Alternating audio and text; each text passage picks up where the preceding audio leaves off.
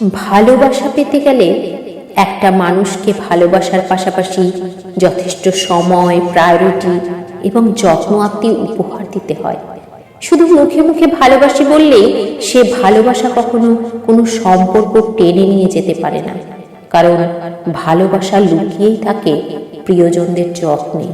আর সে ভালোবাসা ঠিক তখনই পূর্ণতা পায় যখন সম্পর্কে থাকা একে অপরের প্রতি যথেষ্ট সম্মান এবং মূল্যবোধ বজায় থাকে।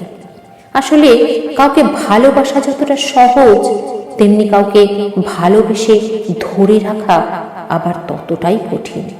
সেক্ষেত্রে এইসব যথাযথ কেয়ারিং, প্রায়োরিটি এবং যত্নআত্তি একটি সম্পর্ককে অতি সহজেই শক্তিশালী এক ভালোবাসার পূর্ণতায় বেঁধে রাখে। এক সময় দেখা যায় এতেই জীবন খুব সুন্দর হয়ে ওঠে।